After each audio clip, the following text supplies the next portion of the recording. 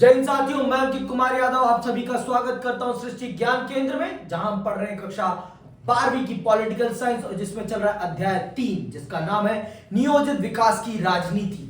जिसमें अभी तक हमने ये जाना कि विकास की राजनीति किस प्रकार से विकास में राजनीति का इंटरफेयर होता है, राजनीति कैसे निर्धारित करती है किसी भी देश के विकास को, और विकास क्या वहां रहने वाले लोगों की जरूरत के हिसाब से होता है या फिर कुछ लोगों की जरूरतों को ध्यान में रखकर किया जाता है। इस बात को आपने समझा। आपने यह भी जाना कि भारत किन किन चुनौतियों से जूझ रहा था अपने शुरुआती समय में। आज हम चल रहे हैं उस यात्रा को आगे बढ़ाने। आज हम चल रहे हैं आपके अपने देश की आर्थिक विकास की शुरुआत को समझने कि भारत ने अपनी आर्थिक उद्देश्य को कैसे गढ़ा और कैसे उसे आगे बढ़ाया। आपने ये समझ लिया कि हमने नियोजित विकास का रास्ता अपनाया, हमने नियोजित विकास का रास्ता अपनाया, हमने उसके लिए योजना आयोग का निर्माण किया, आज जिसे हम नीति आयोग के नाम से जानते हैं, है ना। इतना हमने क्लास में समझ लिया था। उस समय नियोजन का ही क्या समय चल रहा था। दुनिया की दूसरी सबसे बड़ी अर्थव्यवस्था आर्थिक तंगी में भी विकास करती हुई दिखाई पड़ती है, तो दुनिया उससे क्या हो जाती है, सम्मोहित हो जाती है कि हमें भी नियोजन का रास्ता ही अपनाना चाहिए, क्योंकि नियोजन के तरीके में विकास सुनिश्चित दिखाई पड़ रहा है। क्योंकि उदाहरण के तौर पर उस समय सोवियत संघ में ये चीज दिख रही थी पूरी दुनिया को। हमने उस समय की दोनों बड़ी आर्थिक विचारधाराओं को ना अपनाकर हमने अपना एक अलग रास्ता अपनाया, हमने मिश्रित अर्थव्यवस्था का रास्ता अपनाया। अब चल रहे हैं हम इन सब बातों को समझते हुए आगे बढ़ने और भारत की आर्थिक विकास की यात्रा को चल रहे हैं विस्तार पूर्वक समझने। ठीक है, तो आइए पढ़ते हैं और जानते हैं भारत के आर्थिक विकास की यात्रा को। सोवियत संघ की तरह भारत के योजना आयोग ने भी पंचवर्षीय योजना का विकल्प चुना। मतलब हम कोई भी योजना बनाएंगे तो हम आने वाले 5 सालों की योजना बनाएंगे। मतलब 5 साल का हमारे देश के में क्या क्या होगा, इस बात का खाका पहले से ही हम तैयार कर लेंगे कि हम किन किन विषयों पर 5 साल में काम करने वाले हैं और कैसे कैसे करेंगे। ये सारा 5 साल का हम निर्धारित करके चलेंगे। तो इसे क्या कहते हैं, पंचवर्षीय योजना, 5 ईयर प्लान। ठीक है, इसके पीछे एक सीधा साधा विचार था कि भारत सरकार अपनी तरफ से एक दस्तावेज तैयार करेगी जिसमें अगले 5 सालों के लिए उसकी आमदनी और खर्च की योजना होगी। मतलब वो कहां से कमाएगी और कैसे खर्च करेगी, ये सारा का सारा ब्यौरा होगा। एक पूरा का पूरा दस्तावेज तैयार किया जाएगा और उस दस्तावेज में देश की 5 साल की कमाई और 5 साल के खर्च के बारे में सरकार पूरे देश को बताएगी कि कैसे वो खर्च करेगी और कैसे वो कमाएगी, दोनों बातें। इस योजना के अनुसार केंद्र सरकार और सभी राज्य सरकारों के बजट को 2 हिस्सों में बांटा गया। 2 हिस्सों में बांटा गया, केंद्र सरकार के बजट को भी और राज्य सरकारों के भी बजट को। ठीक है, एक हिस्सा गैर योजना व्यय का था। एक हिस्सा कौन सा था, गैर योजना व्यय। अंडरलाइन कर लो ये बातें, गैर योजना व्यय। इसके अंतर्गत सालाना आधार पर दैनंदिन मंदों पर खर्च करना था। दूसरा हिस्सा योजना व्यय का था। योजना में तय की गई प्राथमिकताओं को ध्यान में रखते हुए इसे 5 साल की अवधि में खर्च करना था। पंचवर्षीय योजना पर अमल करने का एक फायदा यह था कि सरकार के सामने अर्थव्यवस्था की एक बड़ी तस्वीर होती है थी और वह अर्थव्यवस्था में लंबी अवधि के हस्तक्षेप कर सकती थी। देखो, एक था आपका गैर योजना व्यय। सबको पता है भाई, बीमारियां कब आ जाए, आपातकालीन परिस्थितियां कब आ जाए, तो हमें उस स्थिति के लिए भी पैसा जमा करके रखना था। दोनों स्थितियों को समझते हुए हमें काम करना था। हमें दैनिक स्थितियों को भी समझकर काम करना था, क्योंकि कब क्या हो जाए कोई नहीं पता। कोरोना का तो किसी को प्लान नहीं था ना कि कोरोना आ जाएगा देश में, कि पता था किसी को नहीं पता था। तो इस तरह की परिस्थितियों के लिए भी देश को तैयार रखना पड़ता था। और जिस समय की हम बात कर रहे हैं उस समय तो देश में परिस्थितियां बहुत ही भयानक थी, बहुत ही ज्यादा भयानक थी। कब किस देश के साथ किस देश का युद्ध छिड़ जाए कोई पता नहीं था। तो हमें गैर नियोजित व्यय भी ध्यान में रखना था और नियोजित व्यय तो करना ही करना था। तो हमने अपने देश के बजट को दो भागों में बांटा, देश के भी और राज्यों को भी यही सलाह, मतलब राज्यों के बजट को भी इसी प्रकार से बांटा गया, गैर योजना व्यय और योजना व्यय। गैर योजना व्यय में मतलब जो समस्याएं जैसे आ जाएंगी उनके लिए वो है, मतलब जिसका कोई निर्धारण नहीं है, कोई पता नहीं। और नियोजित व्यय मतलब हम इस प्रकार से उसकी पूरी प्लानिंग है 5 साल की कि हम कैसे करेंगे और कितना कैसे खर्च किया जाएगा, उस चीज की प्लानिंग पहले से ही है, सारी चीजें निर्धारित है, उनको कहते हैं योजना व्यय। और इसका एक फायदा ये था कि इससे हमारे सामने 5 साल का पूरा खाका तैयार था कि हमें कैसे क्या करना है।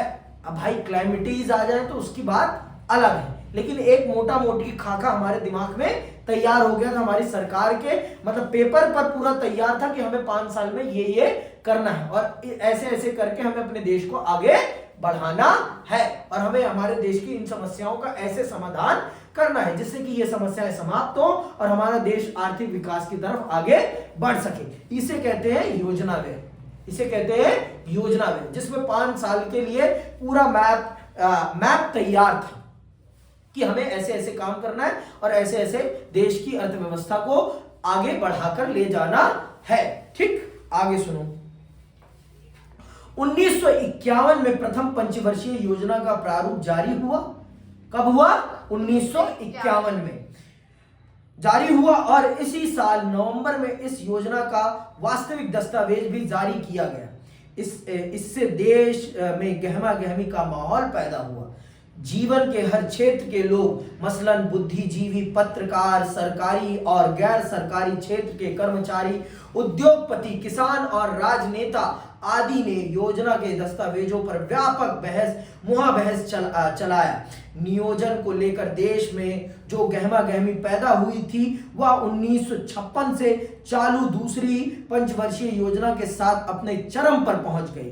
1961 की तीसरी पंचवर्षीय योजना के समय तक यह माहौल जारी रहा। चौथी पंचवर्षीय योजना 1966 में चालू होनी थी, लेकिन इस वक्त तक नियोजन का नयापन एक हद तक मंद पड़ गया और भारत गहन आर्थिक संकट की चपेट में आ चुका था। सरकार ने पंचवर्षीय योजना को थोड़ी देर का विराम देने का फैसला किया। हालांकि इन योजनाओं की प्राथमिकताओं और प्रक्रिया को लेकर अनेक आलोचनाएं सामने आई, लेकिन यह बात सच है कि इस वक्त तक भारत के आर्थिक विकास की बुनियाद पड़ चुकी थी।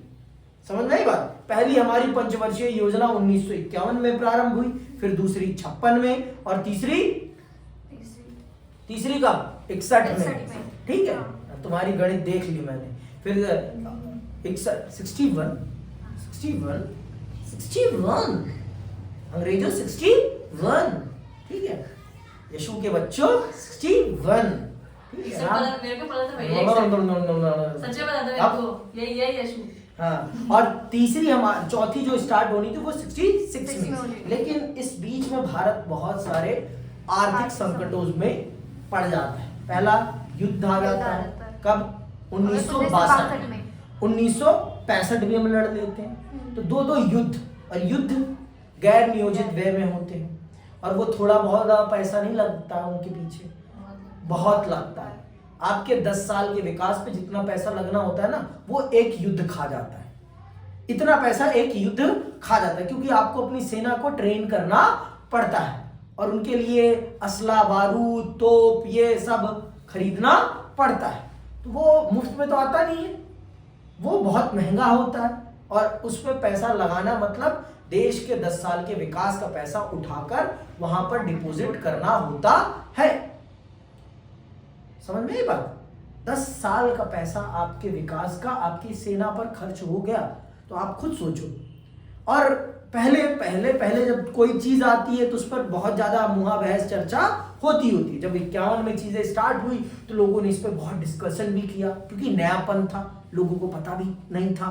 तो इस पे बहुत ज़्यादा डिस्कशन हुई, बहुत ज़्यादा चर्चाएं हुई, लोगों ने इन चर्चाओं में खूब अच्छे से भाग भी लिया, खूब अच्छे से डिस्कस भी किया।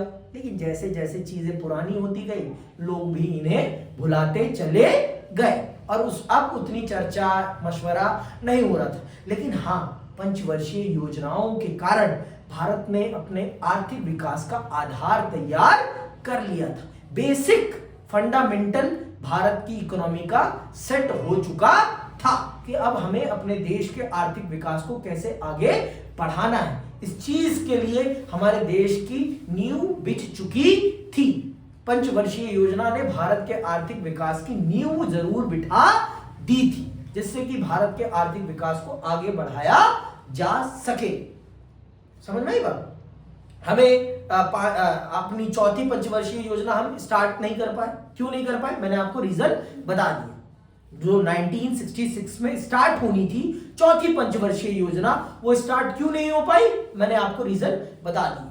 युद्ध उसमें सबसे बड़ा कारण था। आर्थिक संकट, सूखा पड़ गया था, जिसके कारण देश का आर्थिक विकास मतलब खाद्य संकट से जूझ रहा था भारत। पहले पेट के लाले पड़ गए थे भारत में, तो पहले पेट की आग को बुझाना था, जिससे कि लोग आगे बढ़ सकें। समझ में बात? जब तक पेट की आग नहीं बुझेगी, कोई आग नहीं बुझ पाती है। पेट की आग सबसे बड़ी आग है और इस आग को बुझाना सबसे पहली जरूरत है किसी भी देश के आर्थिक विकास के लिए। क्योंकि जब तक ये नहीं फिल फुल होगा, तब तक फैक्ट्रियां में काम करने के लिए मजदूर कहां से आएंगे? समझ में आई बात? इसको फुलफिल करना बहुत जरूरी था। ठीक है, आगे सुनो। प्रथम पंचवर्षीय योजना, पहली पंचवर्षीय योजना में हमने क्या किया? पहली पंचवर्षीय योजना में हमने क्या किया? पहली पंचवर्षीय योजना का क्या उद्देश्य था? उसने कैसे काम किया? ये भी हम जान और समझ लेते हैं।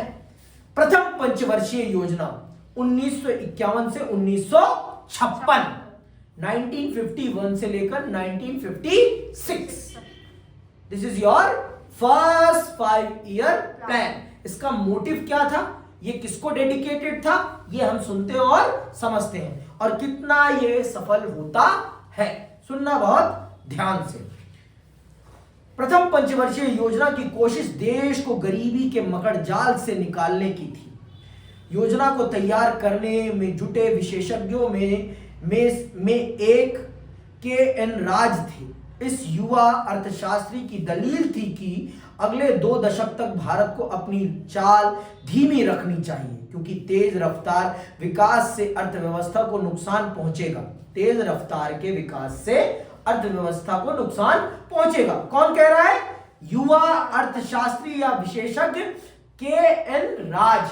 Underline this name. इस व्यक्ति का नाम आपको बहुत अच्छे से याद रहना चाहिए। ठीक है? ये क्या कहता है कि भारत को अपने आर्थिक विकास की रफ्तार को आने वाले 10 सालों में धीमा रखना चाहिए। क्यों? क्योंकि अगर हम तेज रफ्तार से विकास करेंगे तो ये हमारे देश के आर्थिक विकास के लिए नुकसानदायी होगा। कौन कह रहा है? के.एन. राज। के.एन. राज। लेकिन इसकी बात को सुना नहीं जाता। पहली पंचवर्षीय योजना में ज्यादा जोर कृषि क्षेत्र पर था। अंडरलाइन कर लो, किस पे था? कृषि क्षेत्र पर था।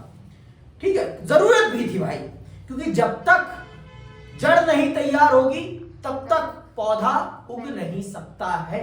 और किसी भी देश के आर्थिक विकास की जड़ उसका प्राथमिक क्षेत्र होता है, अर्थात उसका कृषि क्षेत्र ही होता है। जब तक कृषि क्षेत्र स्ट्रांग नहीं होगा तब तक आपके पास रॉ मटेरियल कहां आएगा बाबू? रॉ मटेरियल कहां से आता है? सारा कुछ आपके कृषि क्षेत्र से ही आता है।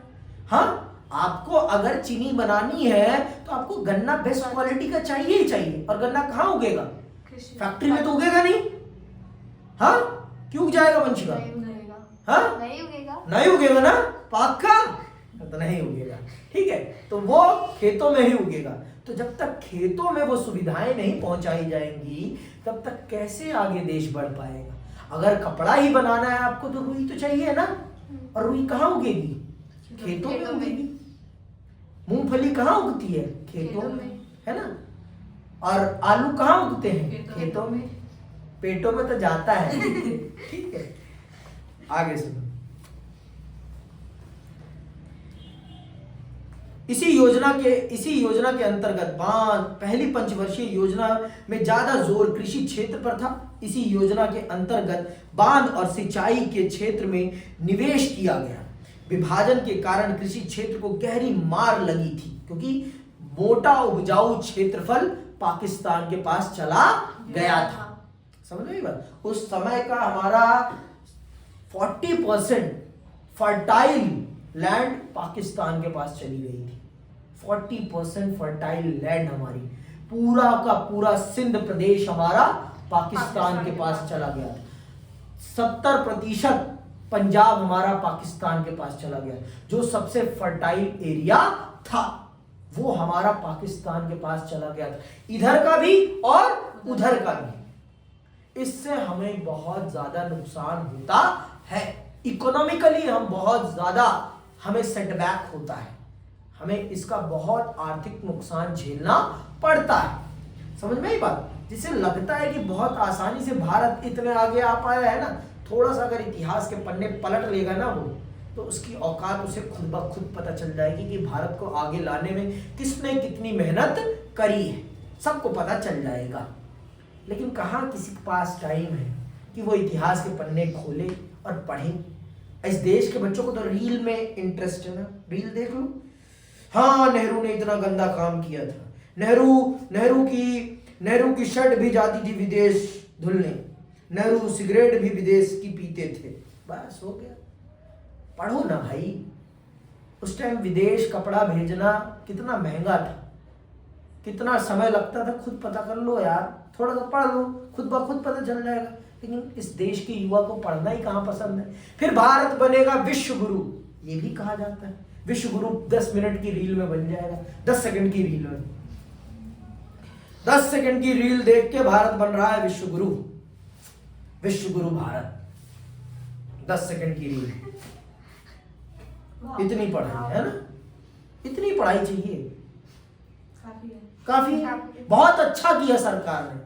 मैं इसके लिए केंद्र सरकार मोदी जी का धन्यवाद करता हूं कि 5वीं क्लास में और 8वीं क्लास में बच्चे फेल होंगे। बहुत अच्छा किया, बहुत ही अच्छा। इसके लिए मैं उनका बहुत दिल से कृतज्ञ हूं। इस देश का बच्चा पढ़ना चाहिए।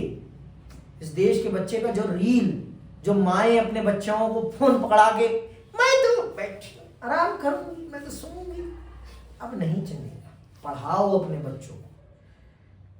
आप माँ हैं, आप परिवार का निर्माण करती हैं, आप वो माली हैं जो अगर अपने पौधे पर ध्यान नहीं देंगी तो वो पौधा जहरीला पैदा होगा। अगर लड़कियों के खिलाफ क्राइम बढ़ रहा है तो उसमें महिलाएं ही सबसे ज्यादा जिम्मेदार हैं। क्योंकि आज छोटा छोटा बच्चे रील पर क्या देख रहे हैं, कंटेंट क्या है उनके सामने, क्या कंटेंट प्रस्तुत किया जा रहा है, आप भी जानती, मैं भी जानता हूं बहुत अच्छे से। रील कंटेंट क्या है उसमें, अश्लीलता परोस के देख। अब जब अश्लीलता देखोगे तो आपके मन में अश्लीलता ही आएगी ना। कहते हैं ना, जो खाओगे वही तो निकालोगे ना, जो बोओगे वही काटोगे भी। साफ सीधी बात है।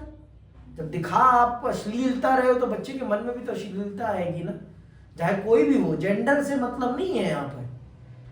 आप उनके हार्मोन समय से पहले एक्टिव करा रहे हो, हाँ?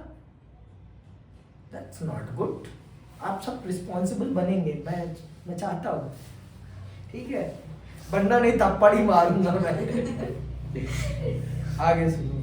तो पहली पंचवर्षीय योजना का ध्यान पूरा का पूरा कृषि क्षेत्र पे था और इसके अंतर्गत भारत में बहुत बड़े बड़े डैमों का निर्माण किया गया। 2 ही 4 बने, लेकिन बड़े बने, जिसमें से एक भाखड़ा नागल डैम है, हीराकुंड बांध है, ठीक है? इनका निर्माण किया जाता है। इसीलिए कहा जाता है कि नेहरू ने इस देश के आर्थिक विकास की नींव रखी है। और इन डैमों को पंडित नेहरू ने नए भारत की एक मंदिर के तौर पर भी कहा है। क्या कहा है अभी बताऊंगा उनको, ठीक है? आगे भाखड़ा नागल जैसे विशाल परियोजनाओं के लिए बड़ी धनराशि आवंटित की गई। इस पंचवर्षीय योजना में माना गया था कि देश में भूमि के वितरण का जो ढर्रा मौजूद है उसमें कृषि के विकास को सबसे बड़ी बाधा पहुंचती है। इन योजनाओं में भूमि सुधार पर जोर दिया गया और उसे देश के विकास की बुनियादी चीज माना गया। तो भारत में भूमि सुधार भी लागू किया गया। मतलब पहले कुछ लोगों के पास अपार भूमि थी क्योंकि भारत में जमींदारी प्रथा थी। अभी आप हिस्ट्री में पढ़ेंगे इन सब विषयों के बारे में बहुत विस्तार पूर्वक कि अंग्रेजों ने भारत को लूटने में भारतीय लोगों का किस प्रकार से सहयोग लिया और भारतीय लोगों से ही भारतीय लोगों को लुटवाया है। यह आप बहुत विस्तार पूर्वक इतिहास की किताबों में पढ़ेंगे। इसीलिए मैं कहता हूं सिलेबस के चक्कर में मत पढ़ा करो, पढ़ने के चक्कर में पढ़ो। पेपर आप अच्छे से दो, कदापि मना नहीं है, और पेपर से पहले अच्छे से पढ़ोगे तभी आप अच्छे से लिख पाओगे। तो लिखने की जितनी प्रैक्टिस करोगे उतना आपका बेहतर होगा। बेहतर तभी होगा जब आप लिखोगे, खुद पढ़ोगे। किसी के नोट्स लेकर पढ़ोगे तो कभी कुछ नहीं कर पाओगे जीवन में। अपने खुद के नोट्स बनाओ, बनाना सीखो। समझ में आई बात? खाना बनाना आएगा तभी आपका पेट भरेगा। समझ में आई बात? कितने दिन खरीद के खाओगे भाई? कितने दिन खरीद के खाओगे? खरीद के खाओगे बीमार पड़ जाओगे। दूसरों के नोट से पढ़ोगे, एक बार नंबर ला लोगे, 2 बार ला लोगे, हर बार नहीं सफल हो पाओगे। सफलता का एक ही मूल मंत्र है, अपना काम स्वयं करें। अपना काम स्वयं करें। आपको ज्ञान मिल रहा है, उस ज्ञान को सोचे समझे 10 बार, पढ़ें और आगे बढ़ें। ठीक है, आगे आइए, अब आगे पढ़ते हैं। ज्यादा ज्ञान दे दूंगा दिक्कत हो जाएगी। ठीक है, इस पंचवर्षीय योजना में माना गया था कि देश में भूमि, ये तो हो गया, योजनाकारों का बुनियादी लक्ष्य राष्ट्रीय आय के स्तर को ऊंचा करने का था। यह तभी संभव था जब लोगों की बचत उनके खर्च से ज्यादा हो। स्वाभाविक सी बात है भैया, जब तक बचत तभी बढ़ेगी जब मेरे पास कमाई ज्यादा होगी। अब मैं कमा 10 रुपए रहा हूं, मेरा खर्चा 12 रुपए है, तो मेरे पास बचत होगी? बचत तो तब होगी ना जब मेरी कमाई 10 रुपए हो और मेरा खर्चा 5 रुपए हो, तब मैं 5 रुपए बचा पाऊंगा। और जब मैं बचा पाऊंगा तो उसको बैंक में डालूंगा, और जब बैंक में डालूंगा तो भारत सरकार उन पैसों को बड़े बड़े लोगों को लोन देगी और बड़े बड़े लोग उनसे क्या लगाएंगे? बड़ी बड़ी फैक्ट्रियां लगाएंगे, तभी तो हो पाएगा ना। अब लोगों के खाने के लाले पड़े हैं, उनके पास 2 वक्त का खाना नहीं है और वो बचत कर पाएंगे?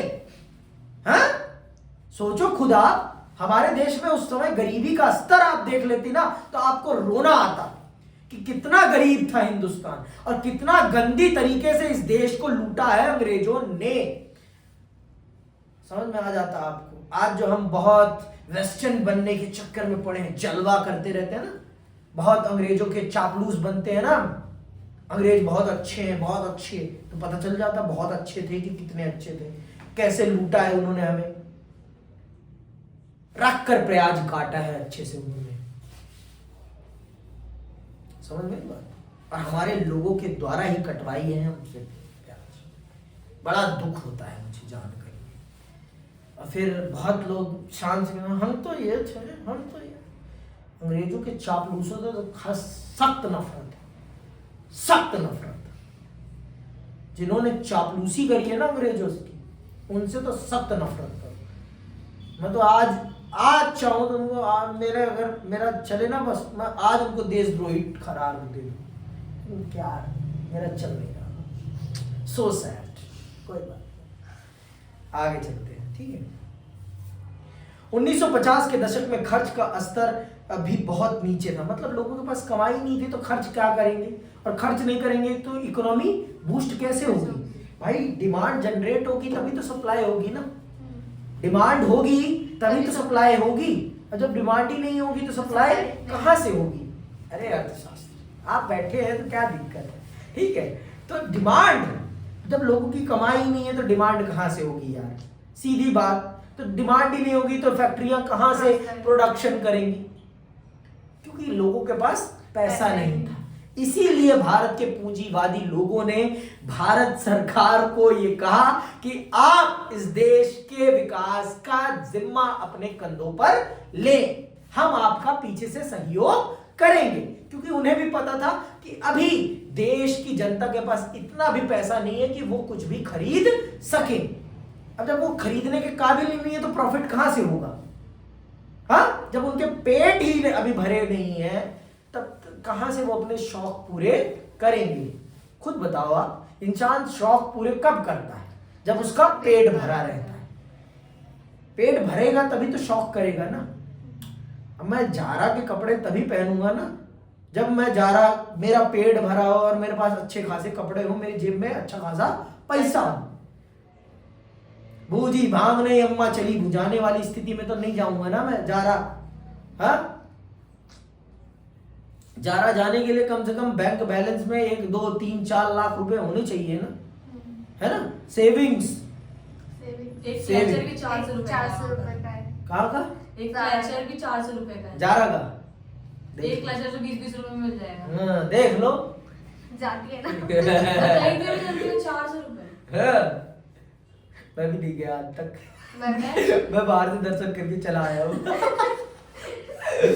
फॉसिल चला गया था, मैं फॉसिल तो चले गए थे, मतलब घड़ी घड़ी में चले जाते हैं, लेकिन जारा के कपड़े नो नो नो। 400 रुपए क्लचर फेंक दो इसको, सजा 20-20 रुपए बाहर ले लो।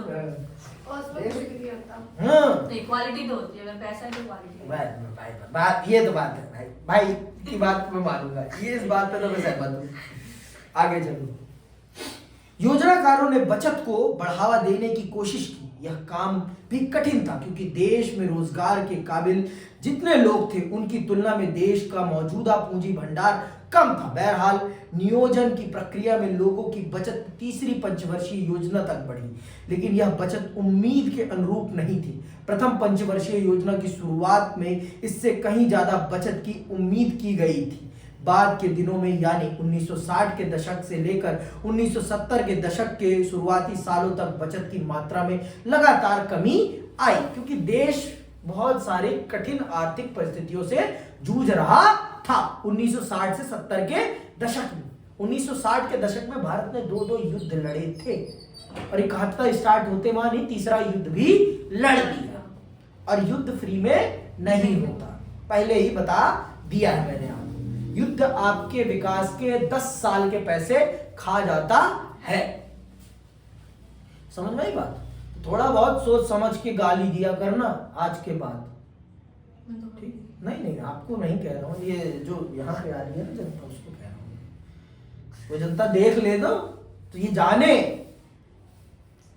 नेहरू को गाली देने से पहले 10 बार अपने गिरेबान में झांकू कि आपने कितना इस देश के लिए किया है, आपने कितना कंट्रीब्यूट किया है इस देश के विकास के लिए। खुद सोचो। आप तो पढ़े लिखे हो, आप असली पढ़ रहे हो, आपको कह सकते हो, मैं कह सकता, ठीक है। औद्योगिकरण की तेज रफ्तार। पहली पंचवर्षीय योजना किसे समर्पित थी? कृषि को समर्पित थी।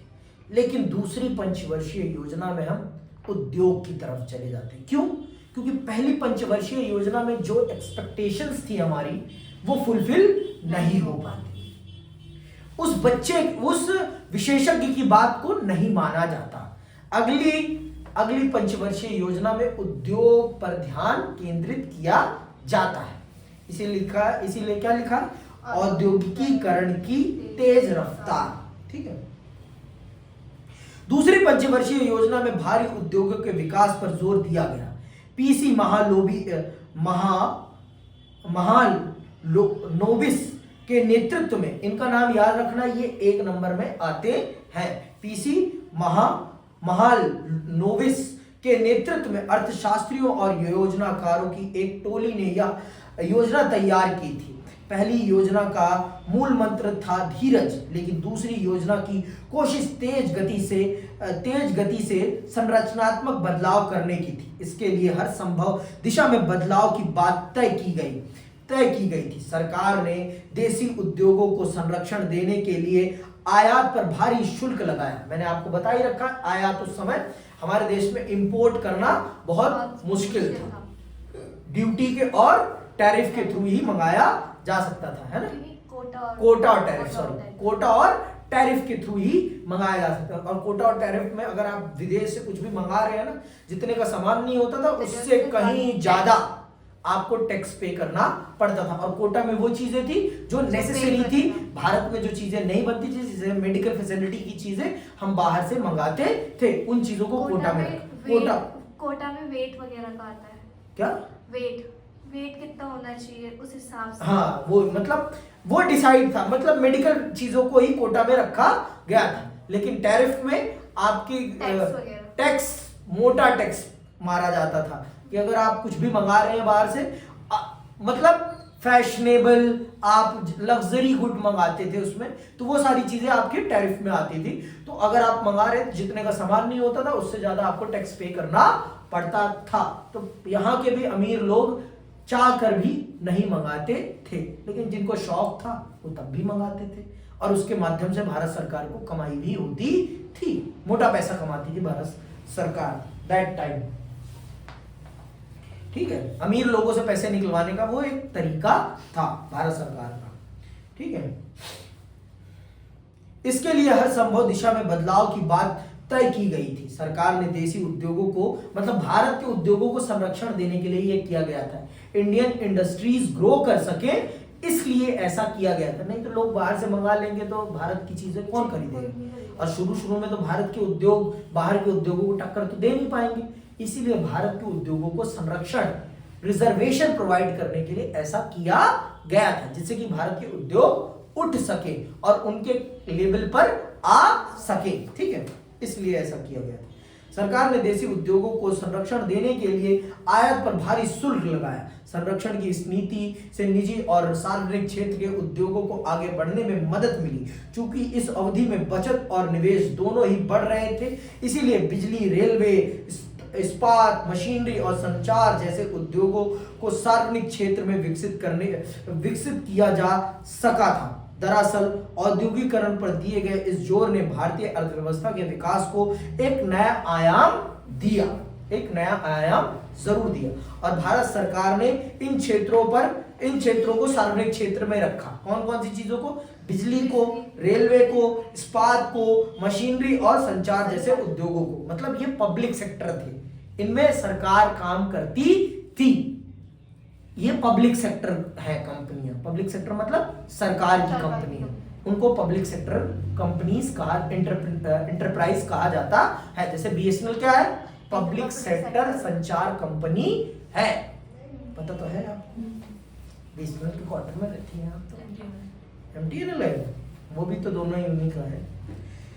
बहरहाल इसके साथ कुछ समस्याएं भी थी। भारत औद्योगिकी के लिहाज से पिछड़ा हुआ था और विश्व बाजार के औद्योगिकी खरीदने में उसे अपनी बहुमूल्य विदेशी मुद्रा खर्च करनी पड़ी। इसके अतिरिक्त उद्योगों ने कृषि की अपेक्षा निवेश को ज्यादा आकर्षित किया, क्योंकि देखो कृषि में बहुत खतरा होता है। किसी को नहीं पता कि खेत की फसल घर आ पाएगी या नहीं आ पाएगी, लेकिन फैक्ट्री में लगाया गया पैसे में ये तो रहता है कि भाई फैक्ट्री में कुछ नहीं होगा, पैसा आएगा।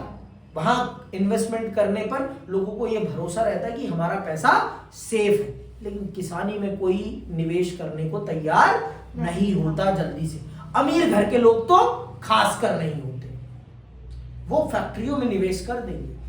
तो कृषि क्षेत्र में निवेश उतना आकर्षित नहीं कर पाते। लेकिन औद्योगिक क्षेत्र में जब ध्यान दिया गया तो औद्योगिक क्षेत्र ने बड़े बड़े घरानों के लोगों को भी आकर्षित किया और उन लोगों ने भी भारत में निवेश मतलब इन क्षेत्रों में निवेश करने में भारत सरकार की मदद करी और अपने पैसा निवेश किया।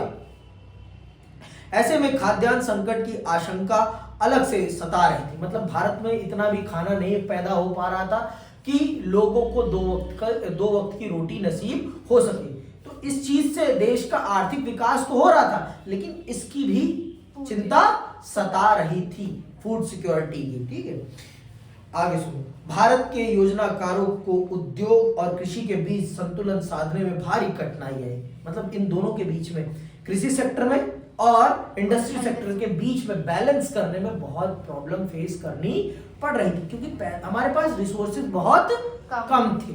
स्कार थे और हमें दोनों ही सेक्टर्स को डेवलप करना था, क्योंकि कृषि उतने लंबे समय तक के लिए लोगों को रोजगार नहीं दे सकता। वहां 12 महीने रोजगार नहीं होता, वहां सिर्फ 2 महीने रोजगार होता है, सिर्फ 2 महीने, और वहां 10 महीने लोग खाली रहते हैं। लेकिन आपके जो ये सेक्टर होते हैं यहां पर 12 महीने रोजगार होता है। तो हमें बैलेंस करना था, हमें बहुत ज्यादा बैलेंस करके चलना था, लेकिन क्या करें, चिंताएं तो थी। आगे सुनो, तीसरी पंचवर्षीय योजना दूसरी योजना से कुछ खास अलग नहीं थी। आलोचकों ने ध्यान दिलाया है कि इस समय से योजना की रणनीतियों में धीरे धीरे शहरों की तरफदारी होती नजर आती है। कुछ अन्य लोगों का मानना था कि कृषि की जगह उद्योग को प्राथमिकता देकर गलती की गई। कुछ ऐसे भी लोग थे जो चाहते थे कि भारी उद्योगों की जगह कृषि आधारित उद्योगों पर जोर दिया जाए।